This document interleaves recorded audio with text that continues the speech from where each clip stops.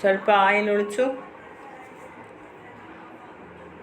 ಏಲಕ್ಕಿ ಅವ್ರು 5-6 ಇಟ್ಟು, ಬಿರಿಂಜಿ ಎಲೆ ಇಟ್ಟು,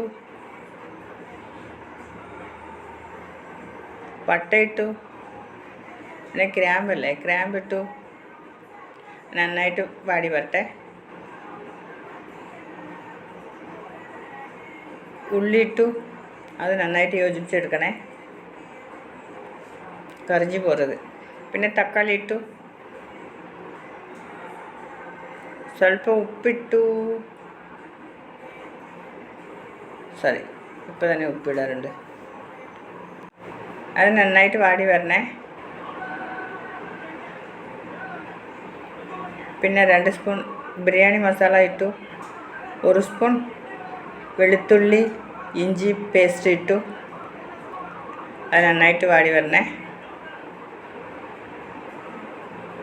പിന്നെ കഴുകി വൃത്തിയാക്കി വെച്ചിട്ടുള്ള സോയാ ചങ്ക്സ് ഒരു ബൗളെടുത്തു. അതൊക്കെ ഇട്ട് നന്നായിട്ട് യോജിപ്പിച്ചെടുക്കണേ. ആ മസാലയും ഉപ്പും ഒക്കെ നന്നായിട്ട് യോജിപ്പിച്ചെടുക്കണേ.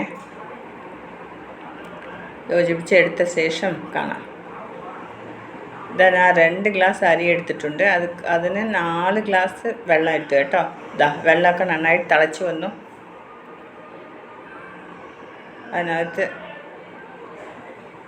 റൈസ് ഇട്ടു. റൈസിന് വേണ്ടിയുള്ള ഉപ്പിട്ടു.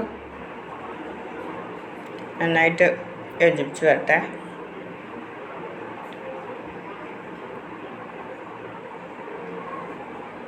പിന്നെ സ്വല്പം മല്ലിയില ഇട്ടു.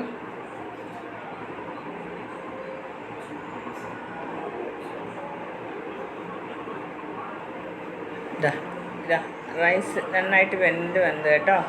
Soya chunks biryani guska ready. Soya chunks ബിരിയാണിയോ ഗുസ്കായോ ഏതെങ്കിലും വെച്ചോളി. പിന്നെ ഈ വീഡിയോ കണ്ട എല്ലാവർക്കും ഒരു ബിഗ് താങ്ക്സ് ഫോർ വാച്ചിങ്. ഈ വീഡിയോ ഇഷ്ടമായാൽ ലൈക്ക് ചെയ്യാനും ഷെയർ ചെയ്യാനും കമൻറ്റ് ചെയ്യാനും സബ്സ്ക്രൈബ് ചെയ്യാനും ഒന്നും മറക്കല്ല ഡിയേഴ്സ്. Thank you all.